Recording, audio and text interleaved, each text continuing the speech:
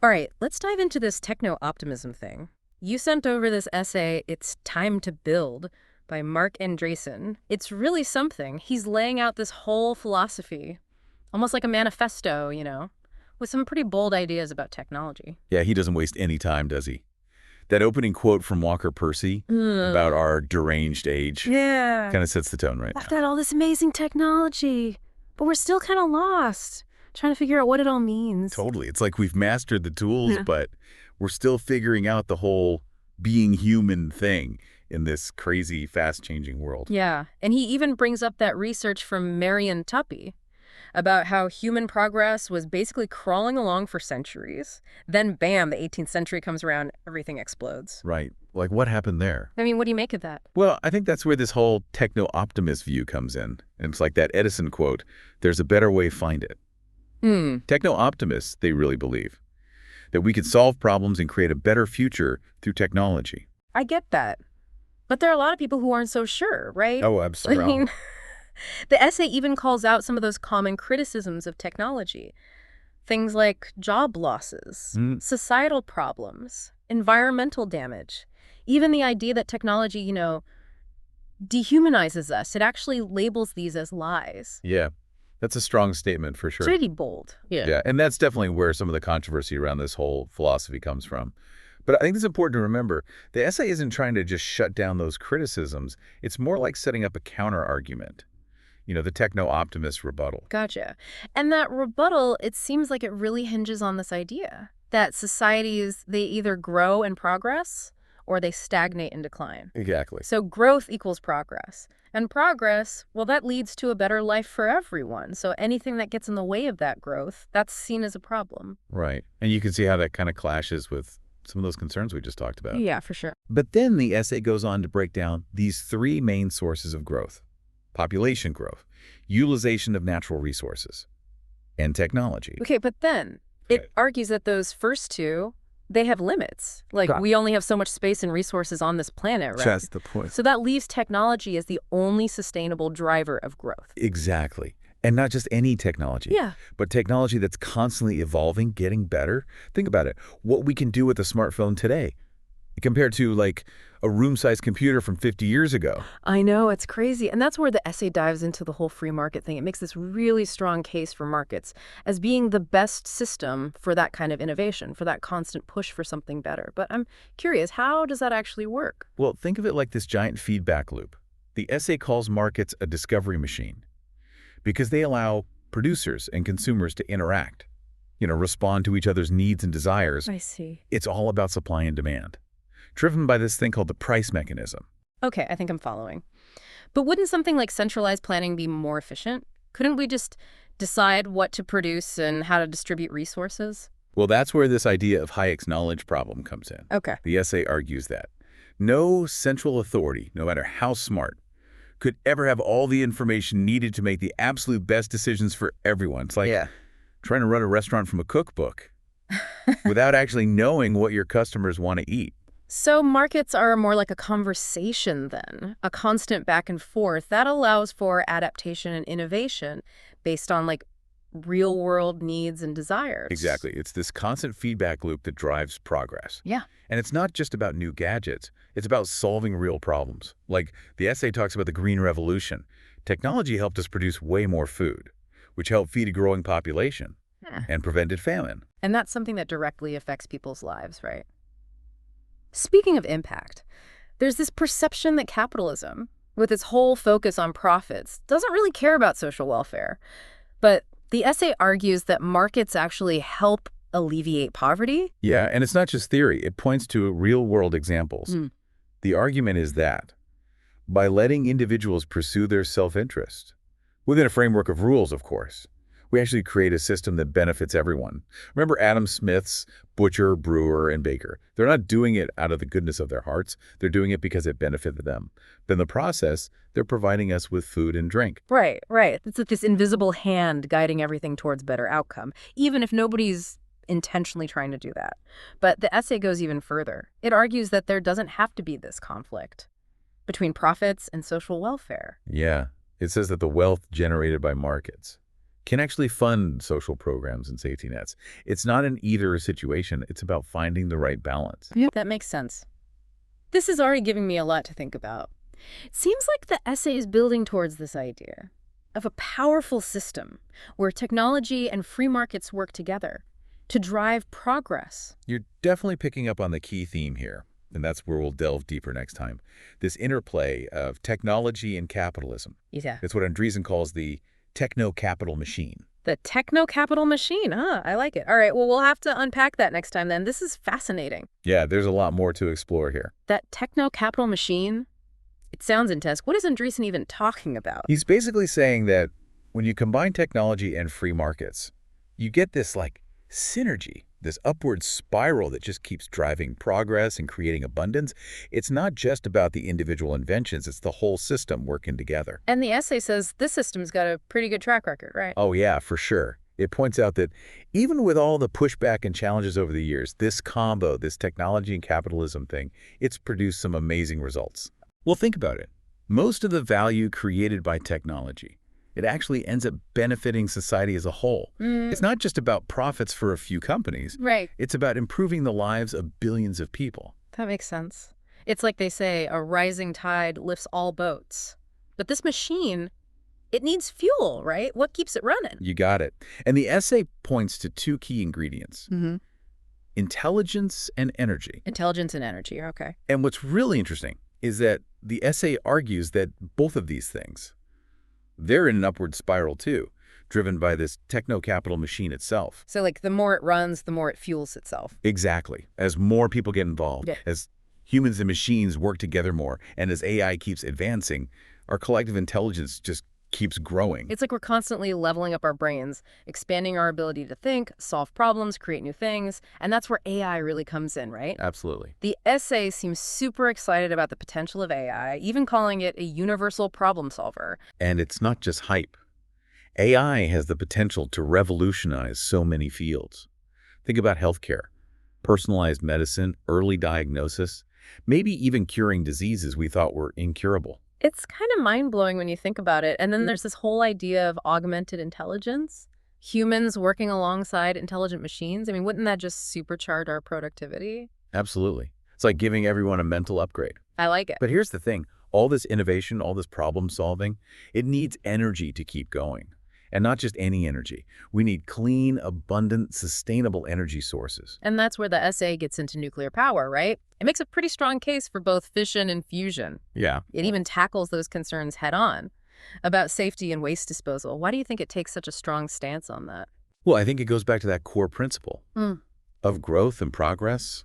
The essay's arguing that nuclear power is the most realistic way to meet the energy demands of a society that's getting more and more advanced, especially if we want to lift billions of people out of poverty and give them better quality of life. So it's not just about the environment, then. It's about seeing clean energy as essential for progress. Exactly. And that ties into another big idea the essay explores, abundance. And not just abundance of stuff, but abundance in an economic sense, measured by falling prices. Right. Imagine a world where everything's more affordable, where technology just keeps driving down costs and making things more accessible. I like where you're going with this. It would mean a huge increase in purchasing power for everyone. The essay even mentions this wild idea of making all physical goods as cheap as pencils. It sounds crazy, right? It does. But think about it. If basic necessities became super cheap, it would free up so many resources for people to pursue their passions, to focus on creativity and innovation. It's like shifting from a scarcity mindset to an abundance mindset. Exactly. Like moving from I need this to I want to create this.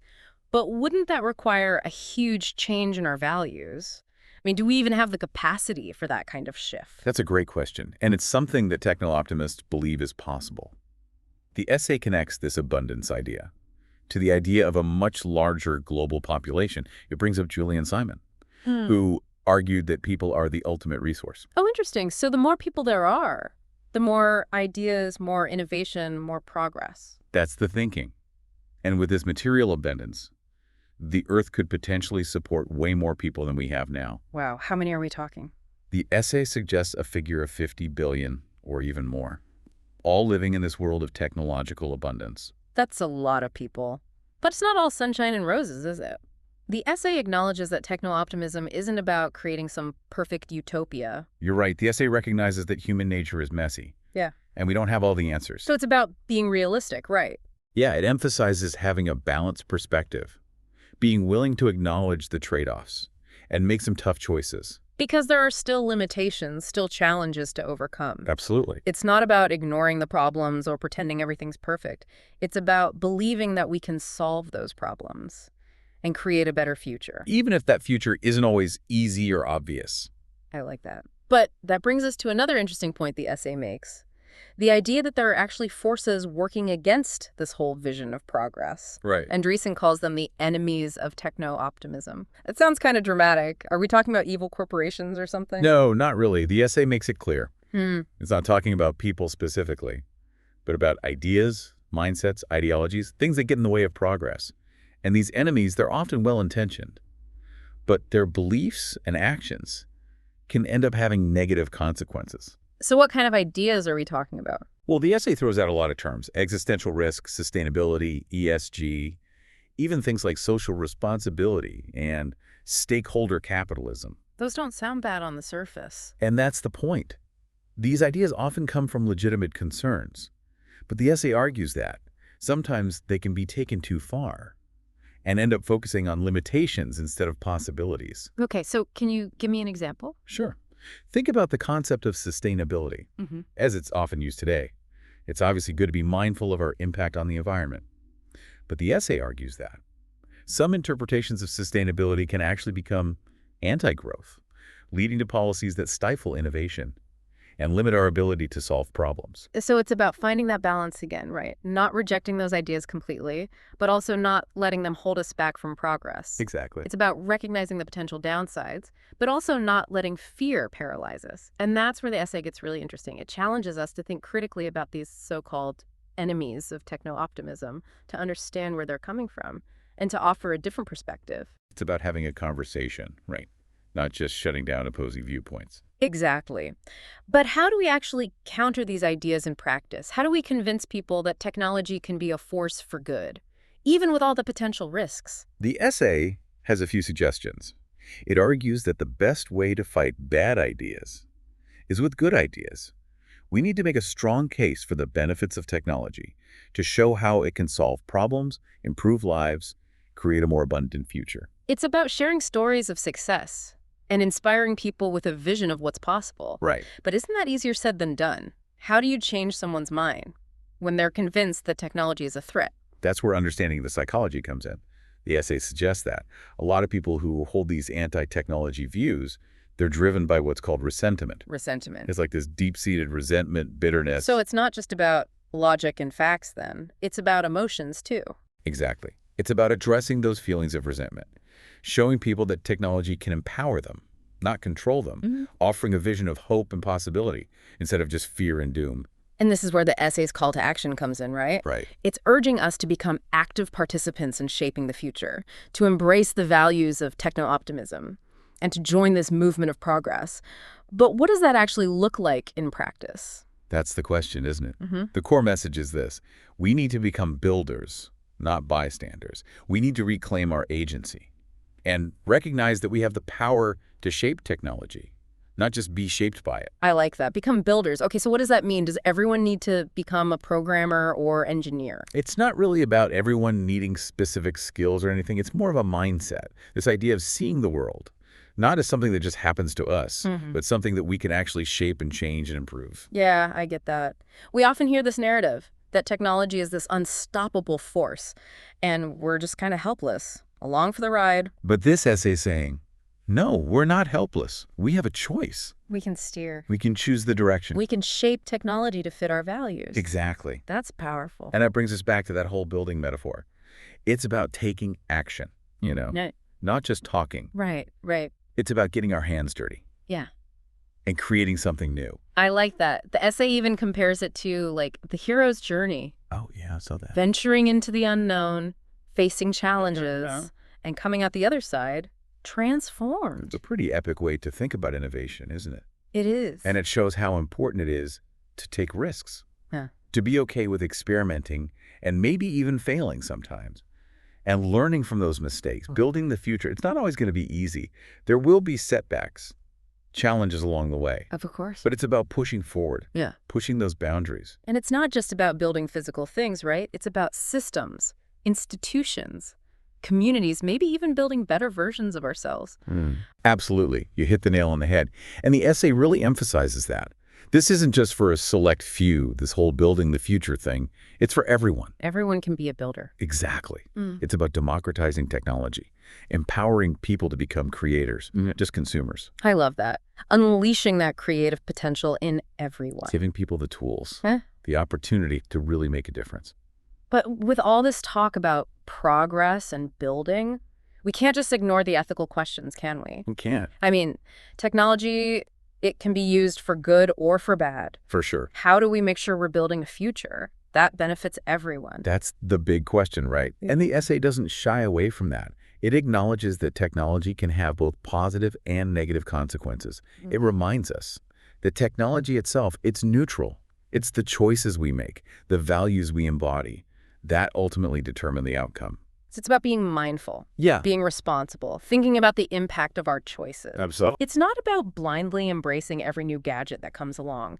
It's about stepping back and asking ourselves, does this align with our values? Exactly. And those values, they should include things like fairness, Justice. and respect for human dignity, Right. using technology to empower people, To create a more equitable world. to tackle some of those big challenges facing humanity. It's not just about building a technologically advanced future. It's about building a humane future. A future where everyone has a chance to thrive. And that's what techno-optimism is all about, right? Yeah. It's not about ignoring the problems or pretending everything's perfect. Right. It's about believing in our ability to find solutions, To make things better. even if it's hard. Even if it's messy. This has been really eye-opening, honestly. I'm glad to hear that. As we wrap up this deep dive, what's one thing you'd want our listener to walk away with? I'd say the future isn't something that just happens. It's something we build.